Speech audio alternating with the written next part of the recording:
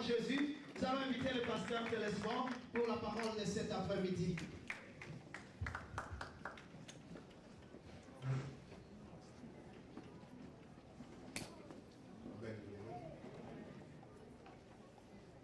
Je suis un peu grippé, mais ça va aller.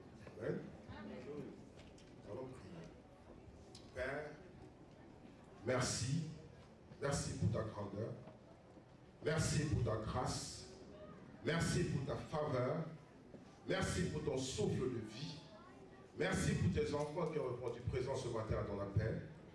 Car tu déclares que nous devons honorer ce sabbat. Nous sommes là parce qu'on veut honorer ce sabbat, Seigneur. C'est pourquoi nous désirons ton esprit. Ta parole déclare que là où 2 ou 3 sont, ton esprit au milieu d'eux. Ce matin, nous avons dépassé ce quota. Nous sommes certains que ton esprit est là. C'est pourquoi nous voulons que tu nous parles. Parle dans nos cœurs. Parle-nous. Et tu déclares aussi que celui qui s'approche de toi ne rentre pas comme il est venu. Ce matin, nous sommes dans ta maison. Nous sommes rentrés chargés. Nous sommes rentrés fatigués. Nous sommes rentrés malades. Mais au sorti de ce culte, Père, nous te voulons par le ministère de la transformation d'opérer un miracle ce jour dans la vie de chacun ici présent. Laisse que je disparaisse et que toi seul tu apparaisses. C'est dans le nom du Père, du Fils et du Saint-Esprit que nous t'avons aussi prié. Amen. Bien-aimés, soyez bénis. Soyez abondamment bénis. Moi, pareillement, je suis devant vous. C'est toujours une grâce d'être devant vous. Amen. Et puis, aujourd'hui, on va parler. C'est vrai qu'on a plus dans le temps. Mais je vais tout faire pour finir ce que j'ai à dire aujourd'hui. Amen. Et je voulais remercier le pasteur pour ce jour. Parce que pour moi, me donner le premier dimanche du dernier trimestre de l'année 2014, c'est pas n'importe quoi. 9 mois sont passés. Et sûrement au début de l'année, chacun de nous avait des objectifs à atteindre. Et 9 mois sont passés. Il est question de voir si 2014, on va accomplir tout ça. Et j'ai l'honneur ici d'être là, le premier dimanche du dernier trimestre. Lorsque je prie Dieu, j'ai eu trop de difficultés pour trouver ce message. Parce que j'ai voulu changer. Il me dit non. Il me dit non, vas-y comme ça, il est en train. J'ai dit bon, je vais y aller. C'est pourquoi il me demande de ramener un message que j'ai prêché il y a 2 semaines, vendredi. Je vais commencer par là parce que le message va continuer. Il m'a donné autre chose pour continuer ce message. Amen. Il est question maintenant, c'est un dimanche prophétique. C'est un dimanche où j'ai le devoir de vous impacter quelque chose ce matin qui vont transformer vos vies et qui vont vous amener à atteindre glorieusement votre année 2014. Et ce matin, ne regardez pas la question qui est devant vous. Parce que ce matin, je suis l'agneau qui porte le Seigneur. Ce matin, je sens mon corps bouillir. J'ai l'impression qu'il va exploser. Et je voudrais que vous m'écoutez. On va aller quelque part. Et je vais vous dire ce qu'il a appris pour ce matin. Amen. C'est pourquoi j'ai béni le pasteur. Chaque jour, chaque dimanche ne se ressemble pas. Il y a des dimanches, il y a plusieurs dimanches dans une année. Mais ce dimanche est particulier. Ce dimanche, c'est spécial pour moi. Et pour vous aussi. C'est le 1er octobre, novembre, décembre 2014 est fini. Et je voudrais qu'ensemble, qu'on accomplisse tout ce qu'on a besoin de faire. Amen. Amen. Donc il y a 2 semaines, il y a 2 vendredis ici, j'étais là. Et mon message était inspiré des faits réels qu'on voit dans la vie tous les jours. Et je me suis posé des questions dont j'ai jugé des questions légitimes. Parce qu'il y a pas mal de choses qui se passent. Et j'ai partagé avec ceux qui étaient là ce jour. Et vous avez le privilège que je vais faire un bref sur ça. Je vais rappeler ça avant de continuer. Amen. Lorsque Jésus dit, allez de par le monde, faites de toutes les nations les disciples. Il y a certains orateurs qui s'appuient sur ça pour faire le tour du monde. Mais la question qu'on s'était posée, est-ce qu'ils font des disciples? Parce qu'on a donné disciples. Pour moi, c'est quelqu'un qu'on prend. On lui parle de Christ, il reçoit Christ, on le baptise, on le suit, on le voit croître, on le tapis. Mais lorsque ces personnes arrivent, ils prêchent, ils partent. Et lorsqu'ils sont partis, il y a la moitié de l'église qui part aussi et qui revient le jour qu'ils vont revenir. Mais est-ce que c'est ça les disciples? Sont-ils disciples de qui? C'est les questions qu'on se pose. Amen. Amen. On a remarqué aussi que lorsque Christ sort de 40 jours de jeûne, l'ennemi le met à l'épreuve. Il dit, transforme cette pierre en pain. Christ dit que non. Mais aujourd'hui, on a des hommes qui prêchent pour leur poche et pour leur ventre. On a des hommes il pense plus au lendemain que le païen. Mais Christ a dit, je ne peux pas transférer ce pain, ce pierre en pain. Il pouvait mourir dans ces conditions, affamé. Mais il préfère rester comme ça. Amen. Amen. Nous avons vu, le diable dit à Christ, prosterne-toi devant nous et devant moi, je donne le monde. Nous avons des hommes qui veulent la gloire du monde. Nous avons des hommes qui sont fiers de dire que j'ai une église de 10 000 personnes. Mais quelle est la qualité des personnes qui sont là? Est-ce qu'ils sont sauvés? Est-ce qu'ils ont vraiment reçu Christ? C'est la question qu'on s'est posée. Amen. Amen. Et ces hommes se font voir de par le monde. Ils cherchent la gloire du monde. Mais c'est que la question qu'on s'est posée, c'est vous cherchez la gloire du monde. Si Christ n'avait pas été, s'il n'avait pas payé le prix, qu'est-ce que tu seras? Qui es-tu? Amen. C'est des questions qu'on s'est posées.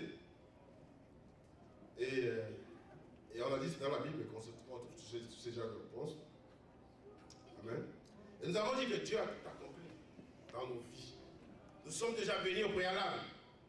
Mais il reste une seule chose, nous devons travailler. Nous devons travailler pour manifester la gloire de notre Père dans notre vie. Parce qu'il dit sur la croix, j'ai tout accompli. Ce ne sont pas des femmes. Ce n'est pas l'histoire de ma vie que je vous raconte.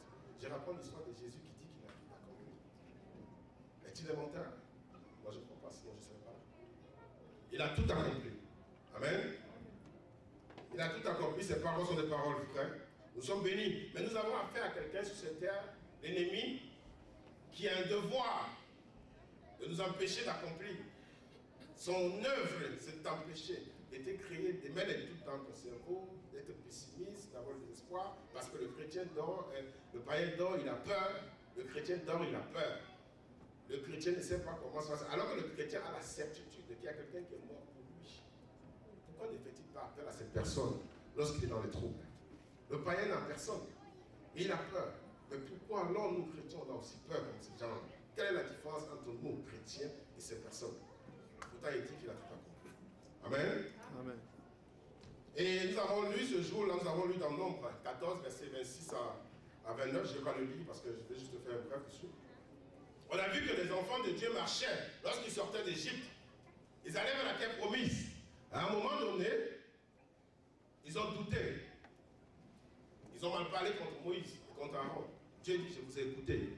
Mais la question que je me suis posée, c'est mais comment ces gens ont oublié ce que Dieu a fait en Égypte dans leur vie? Être ici ce matin avec le souffle de vie qu'on a, c'est une grâce. C'est une bénédiction. C'est un miracle de Dieu. Il y en a beaucoup qui sont morts. Il y en a beaucoup qui sont aux urgences. Mais quand tu oublies que le matin, tu te réveilles en santé, avec le souffle de vie, tout ce que tu rencontres dans la journée, bénis Dieu, parce que tu as déjà eu ce que tu allais voir. Mais ces personnes ont oublié Dieu. Ils ont oublié que Dieu a transformé l'encens, que Dieu a tué les premiers-nés en Égypte pour eux, pour les faire sortir. Mais là, ils ont oublié Dieu, ils ont commencé à mal parler de Dieu parce qu'ils ont eu faim. Les chrétiens aujourd'hui ne savent plus patienter. Ils veulent tout là. Alors que nous, on doit cultiver l'effort. On doit être patient dans tout ce qu'on fait. Amen. Mais c'est ce qu'on a dit ce jour-là. Je vais vous faire cela, je ne vais pas aller trop. Amen. C'est pour ça qu'il est bon d'être là le vendredi.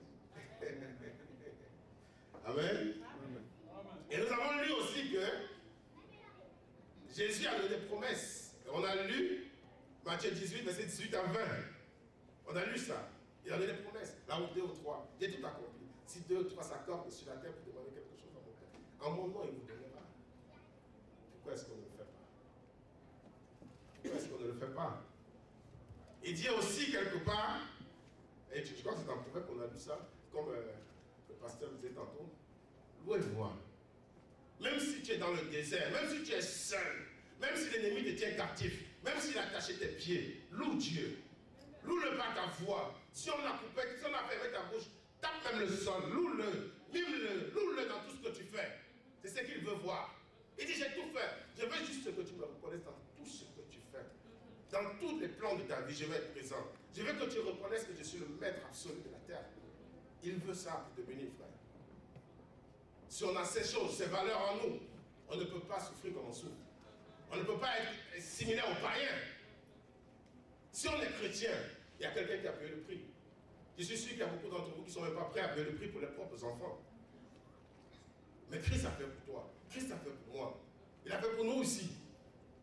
Nous devons le tenir comme un père, parce qu'il est un père. Et puis je remarque aussi que les gens prient souvent Jésus. Il dit, tout ce que vous demandez en mon nom au Père, vous priez le Père, mais au nom de Jésus.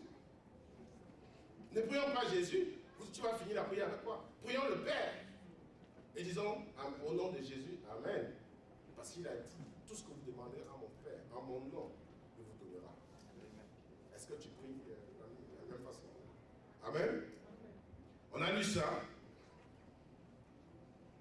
Dieu a fait sa part, il reste la nôtre. Amen. Et on a fini ce jour-là en disant que nous avons des parents qui avaient la capacité, des parents tous, qui étaient des cultivateurs, des cultivatrices et tout, qui savaient, quand ils regardaient le ciel, ils savaient qu'il va pleuvoir. Ils pouvaient donner l'heure en regardant le soleil. Ils savaient quand il fallait débroussailler son champ, quand il fallait s'aimer, quand il fallait récolter. Ils n'étaient pas à l'école. Mais on a fini par dire que nous, vrais chrétiens, on est capables de lire les signes des temps. Et j'ai dit ce jour, nous sommes dans une période où il faut s'aimer dans le temple de Dieu. Pourquoi faut-il s'aimer dans le temple de Dieu? Encore plus ce dernier trimestre. Parce que tu vas finir ton année glorieusement et tu prépares ton année 2015 dès le 1er octobre. Tu n'attends pas, comme tout le monde, l'examen le 1er janvier. Tu vas être en retard parce que l'ennemi connaît déjà comment ça fonctionne. Il est temps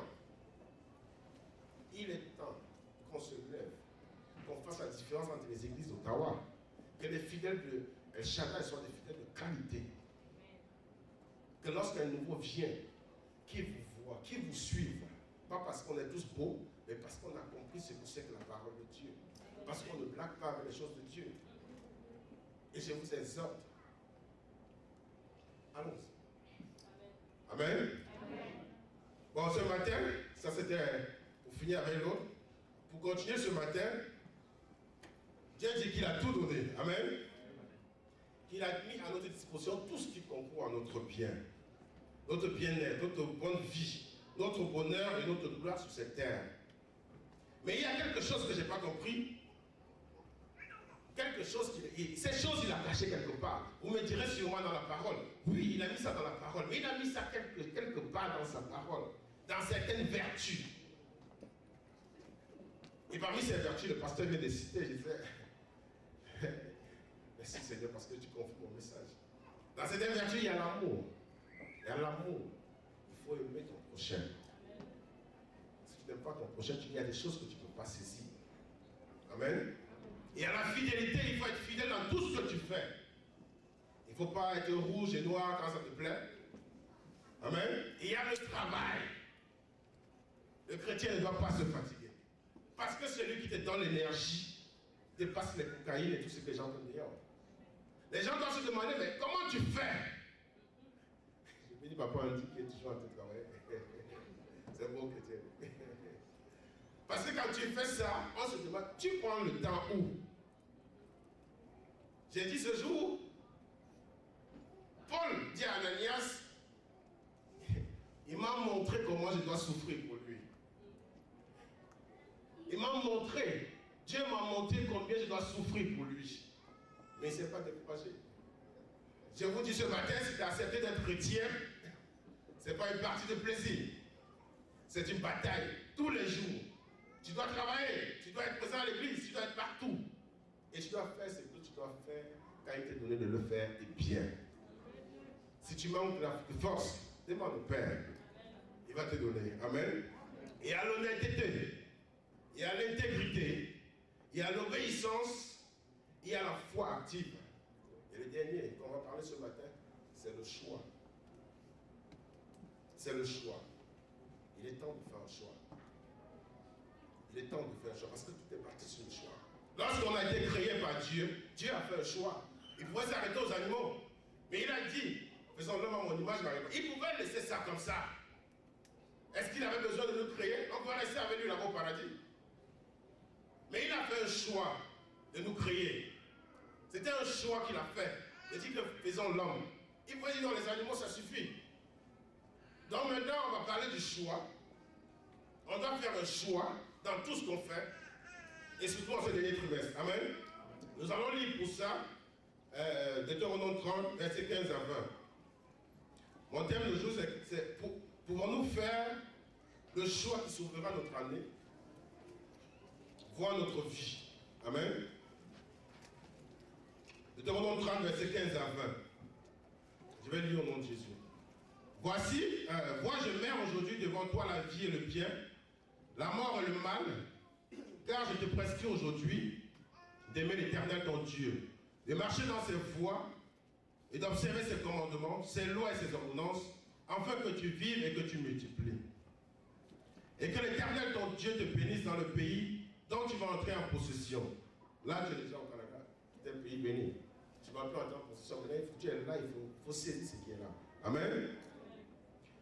Mais si ton cœur se détourne, si tu n'obéis point et tu ne laisses entraîner à te prosterner devant d'autres dieux et à les servir, je vous déclare aujourd'hui que vous périrez, que vous ne prolongerez point vos jours dans le pays dont vous allez entrer en possession après avoir passé le Jourdain.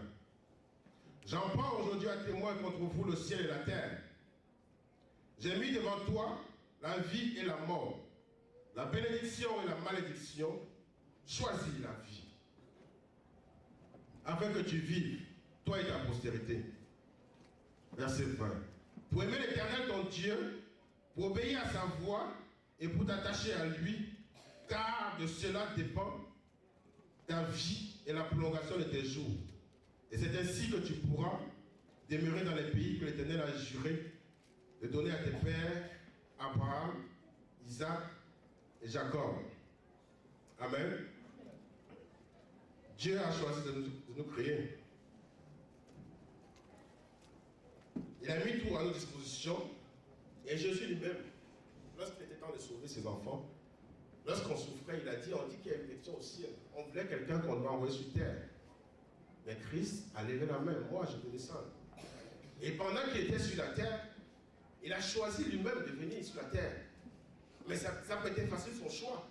Parce qu'à un moment donné, il a prié son père de l'ôter ce qui va vivre. Mais il s'est ressaisi à un moment, il a dit non. Donne-moi, laisse-moi quand même. Que ta grâce seule me suffit. Il a fait ce choix de venir. Parce qu'il savait qu'au travers de ce choix, il y avait la droite du Père qu'il fallait gagner. Il y avait un trophée. Donc chaque choix qu'on fait, sachant ce qu'on veut faire, qu'est-ce qu'on gagne sur le choix qu'on fait? Qu'est-ce qu'on attend de ce choix? Vous allez me dire, on ne choisit pas sa famille. Je vais dire oui. Mais on choisit ses amis. Amen. Et c'est toi qui choisis d'aimer ou de détester quelqu'un. C'est toi. Tu fais, chaque jour on fait des choix. Chaque jour on a des choix qu'on fait. Mais est-ce que quand il arrive de faire un choix, est-ce qu'on se pose la question, pourquoi ce choix? Pourquoi j'ai choisi ceci ou ça? Est-ce que ça plaît à mon Dieu? Ou c'est juste pour mon besoin personnel? Amen. Le choix, à un moment donné, le choix ne suffit pas. Christ a choisi. Mais à un moment donné, il a fallu persévérer dans le choix. Quand il a vu le danger venir, il a voulu fuir. On a dit non, mon ami, tu as choisi. Tu as choisi. Et comme tu as choisi, il faut persévérer dans le choix. Ça peut te brûler. Et laissez-moi vous dire, ça brûle. Lorsque tu fais le bon choix, ça brûle. Ça vient même souvent de l'intérieur de ta maison. Ça te brûle. On va te dire n'importe quoi. Parce que si Abraham avait dit à sa femme que je m'avais sacrifié ça, je suis sûr qu'il ne serait pas rendu ce jour-là. C'est un choix. Il a compris, il est parti tout seul. Il voulait suivre sa soeur. Toi seul, tu sais quelle est ta relation avec ton père. Et tu sais ce que tu attends de lui. Amen. Allons lire Jean 5, verset 5.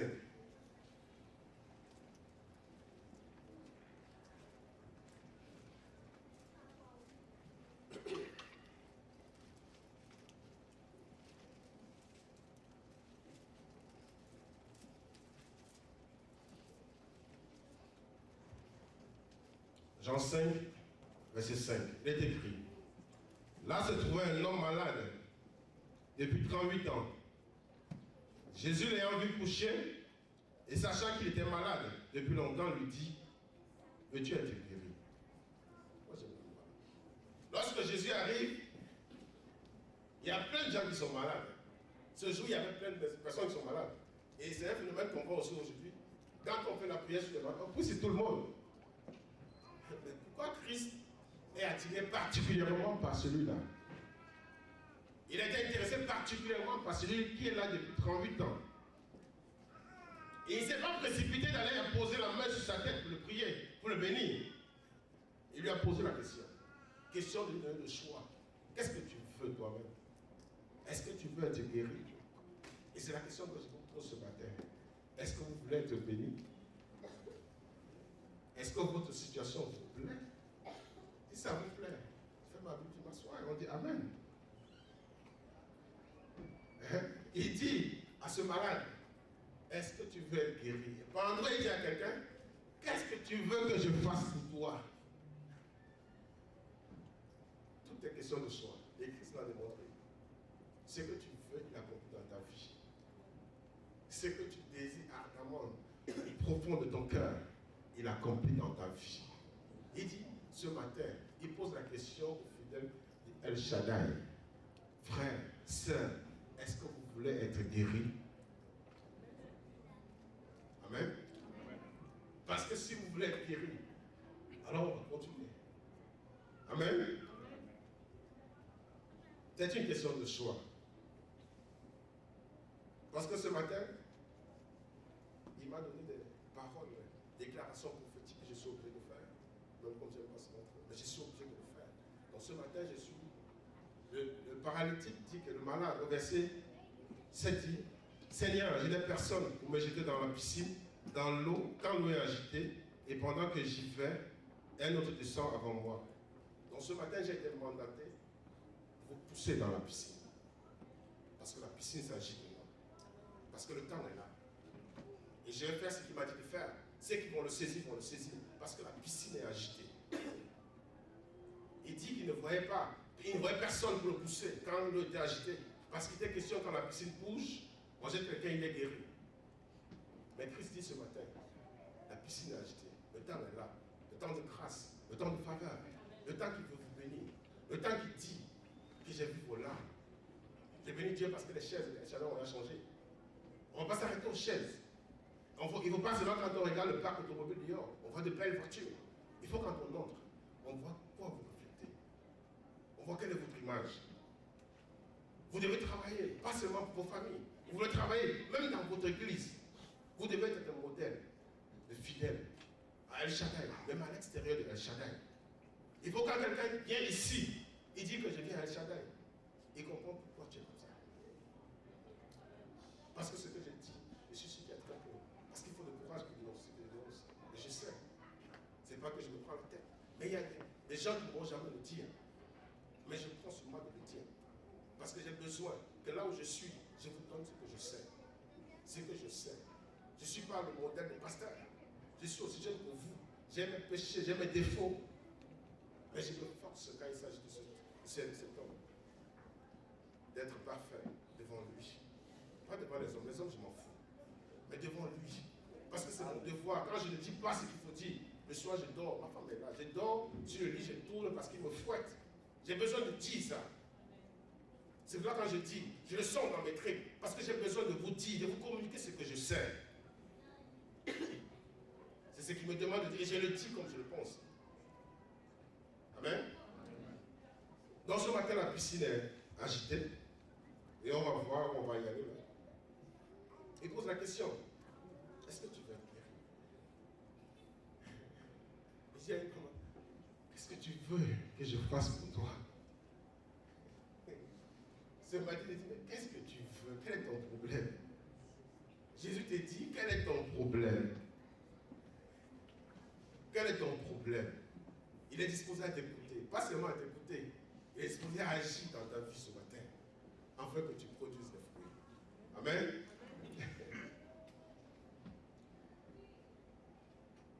Alors pour cette dernier trimestre, j'aimerais que vous accomplissiez vos rêves.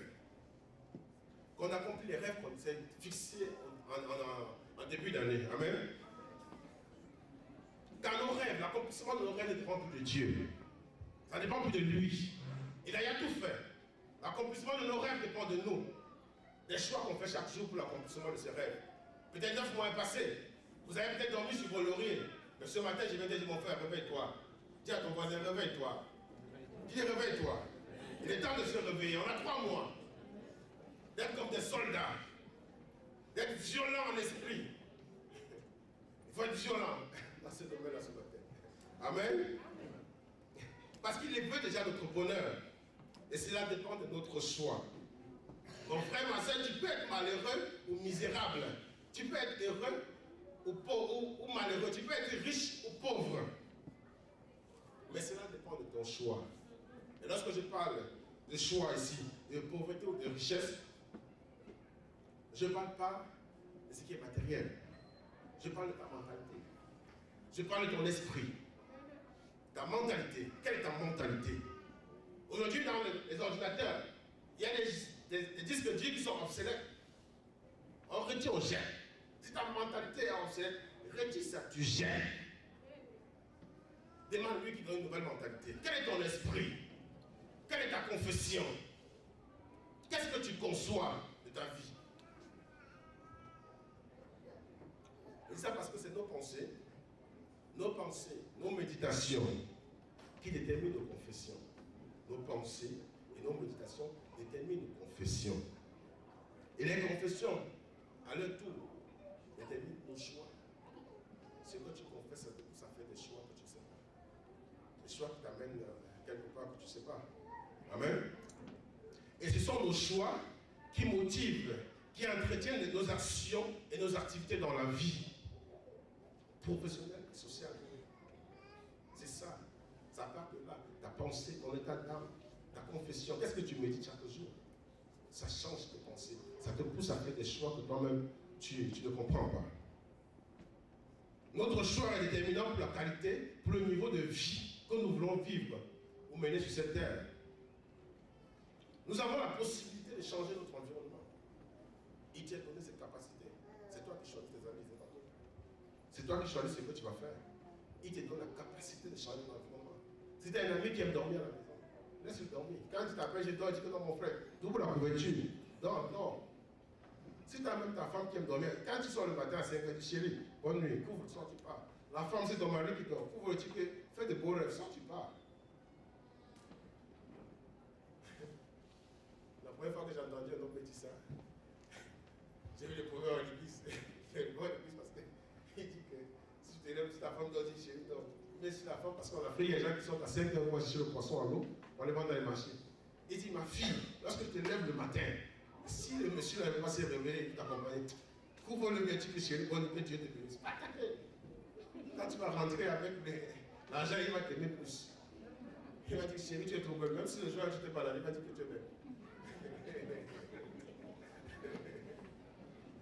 Amen. Amen.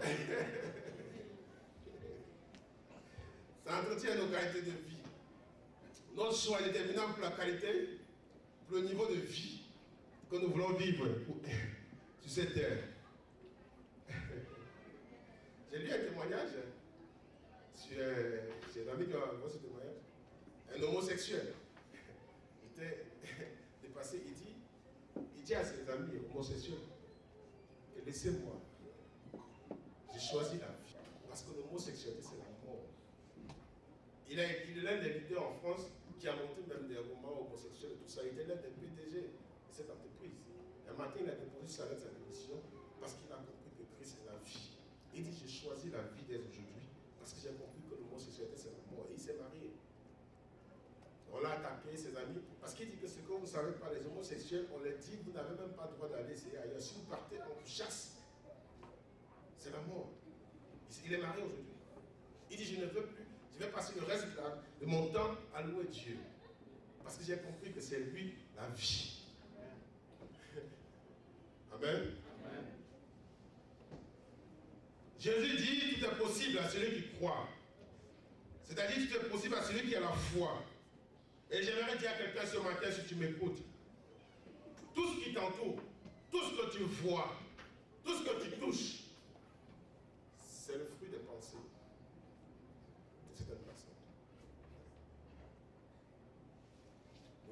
conseil des méditations à des personnes qui ont eu la capacité de la mettre en pratique.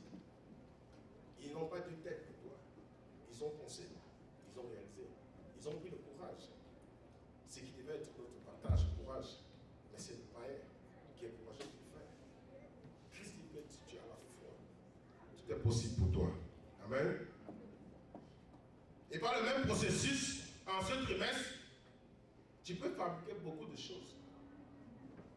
Tu peux faire des choix. Tu peux décider. Je parle seulement. Je ne force personne. Tu peux décider d'échouer ou de réussir. Tu peux décider de réussir ton année ou de la perdre totalement. C'est ton choix. Christ dit que je me mets devant vous. Tu choisis la vie ou la mort. Il te donne de faire des choix. Amen. Tout dépend de ton choix, mon frère. Tout dépend de ce que tu penses accomplir et de la diligence avec laquelle tu veux mettre en pratique. Tu peux avoir, il y a des gens qui ont quand tu arrives chez eux, ils ont des pages d'écrits, des projets qui ne sont pas réalistes, des projets qui dorment sur son lit. On ne sait pas où il veut, comment ces projets vont se réaliser. Quand on dit sort à travailler, tu ne travailles pas. Tu es dans un pays, je ne dirais pas pour le lait ou le miel, mais tu es dans un pays où tu as la capacité de faire ce que tu veux. Tu as la capacité de faire n'importe quoi. Et en plus, c'est un pays où on s'en fout du monde. On ne sait pas ce que tu fais. On ne sait pas ce que tu fais. Donc quand tu arrives là, fais ce que tu es capable de faire. Fais-le.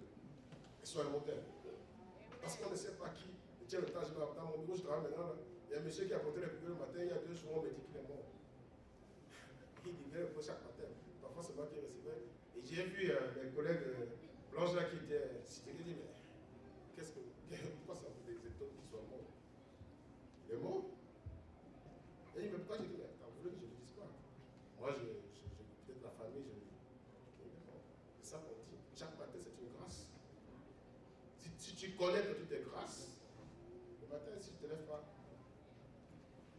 il est arrivé autrement. Amen. Et ce matin, je veux qu'on se lève. Si vous avez compris mon message, je vais procéder par les déclarations prophétiques sur vous ce matin. Il m'a demandé de le faire. Et je vais faire comme il a dit que je le fasse. Amen. Pour qu'on puisse être dans le temps. Amen. Et si tu as compris, tu peux te lever, bien aimé. Il a dit dans sa parole que tout ce que vous demanderez à mon Père, je vous le donnerai. Ce matin, on va demander à son Père, en son nom, tout ce qu'on veut, il va nous donner. Amen. Bien-aimés frères et sœurs, par le sang de Jésus, je vous déclare délivré. Par le sang de Jésus, je vous déclare guéri. Quel qu'en soit votre problème, quel qu'en soit ce qui vous tourmente, si ton cœur fait comme s'il y a la palpitation, il dit que si tu es entré ici avec n'importe quel mot, ce n'est pas moi qui te guéris, mais l'esprit qui est dans la salle, ici qui te guérit. Il dit qu'il vous déclare libéré, délivré, quel qu'en soit les calabasses, les fils noirs, les cadenas avec lesquels on t'a attaché. La personne a fait erreur parce qu'il t'a laissé entrer ici. Vous devez mettre en tête que c'est vous, à partir d'aujourd'hui, vous devez prier pour vos familles, même ceux qui sont en Afrique. Parce qu'en fin d'année, c'est là où les décrets sont signés, c'est là où on va tuer pas mal de gens. Mais si on prend de l'avance aujourd'hui, on va sauver notre famille.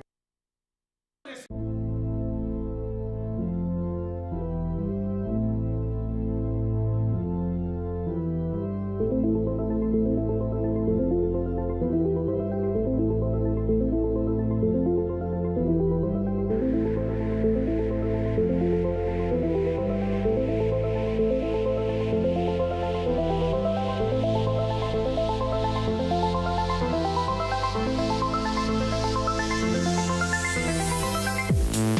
back.